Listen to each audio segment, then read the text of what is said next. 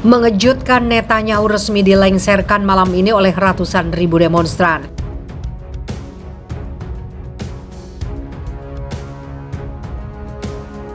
We're blocking all the intersections.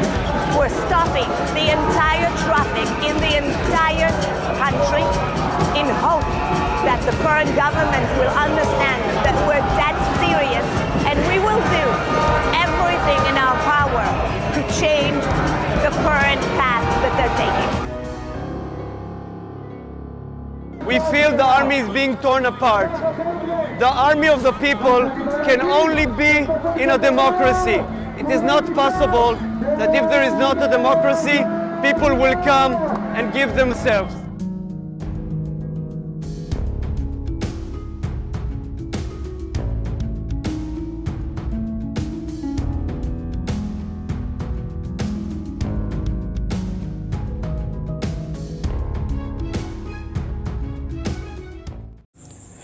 Hai para penonton Sentral News, sebelum lanjut jangan lupa subscribe dan lanjut tekan tombol Super Thanks. Tombol Super Thanks ada di atas tombol subscribe. Jika Anda ingin mensupport channel kami menyajikan berita yang paling Anda tunggu-tunggu. Terima kasih.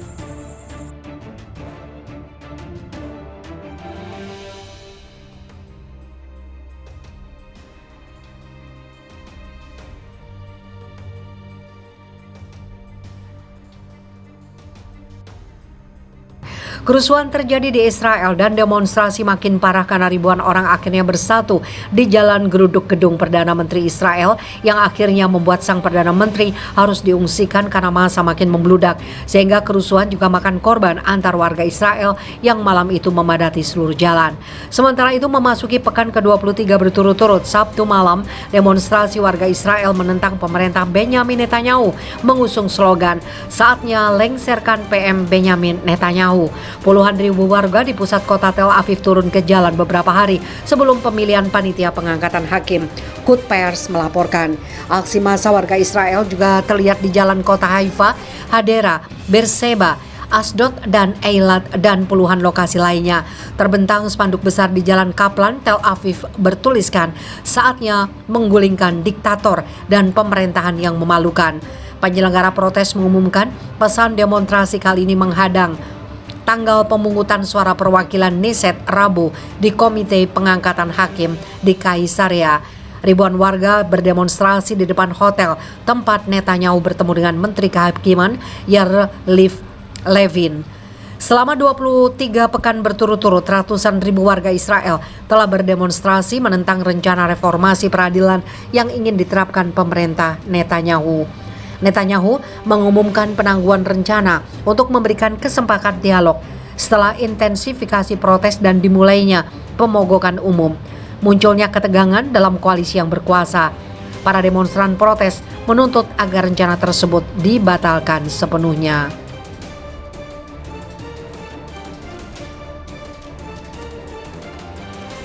Ekonomi Israel tiba-tiba hancur, puluhan investor kabur, keuangan bergejolak bikin rakyatnya ketar-ketir. Diakibatkan protes yang tidak berkesudahan dan kekerasan yang terus dilakukan tentara Israel membuat kondisi tidak kondusif tersebar hingga ke seluruh kota di negara itu. Kondisi ekonomi pun kembali tidak stabil. Banyak orang memutuskan untuk mogok kerja dan melakukan aksi pemberontakan yang hingga kini mencapai 2 bulan lamanya.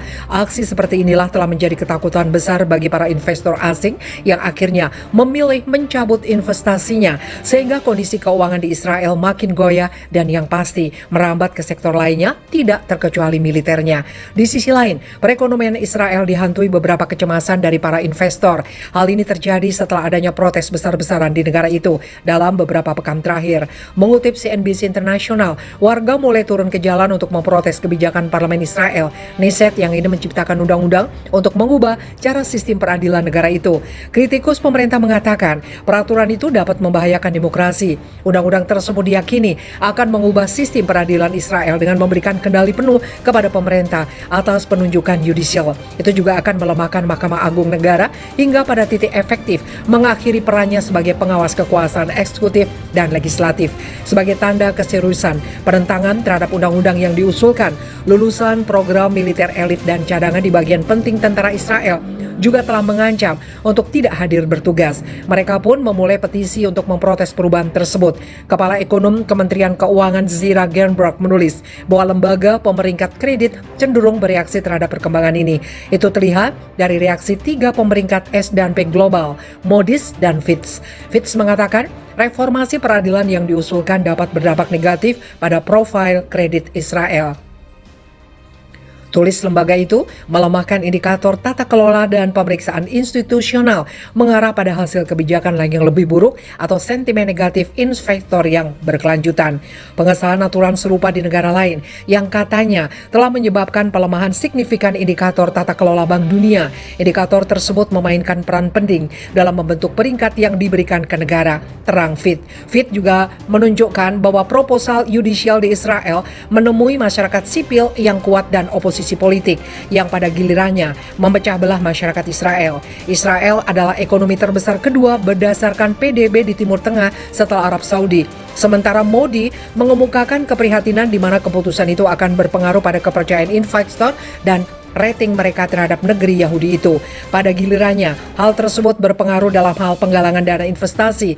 Implementasi perubahan semacam itu jelas akan berdampak negatif bagi penilaian kami terhadap kekuatan institusi dan tata kelola, yang sejauh ini kami anggap sebagai fitur positif dari profil kredit berdaulat Israel. CIO Market Factor Stephen Stonefeld mengatakan dia yakin investor berhak mengkhawatirkan situasi di Israel. Market Factor mempertahankan indeks saham termasuk Blue Star Fund yang dibuat Stonefeld untuk melacak saham Israel. Sebagian besar perhatian ada di bidang modal Ventura dan ekuitas swasta Israel yang penting. Kata Stonefeld, Anda tidak dapat memisahkan unicorn dan startup Israel serta peningkatan dari pasar ekuitas saat pendanaan melambat. Kita akan melihat dampaknya pada pasar saham.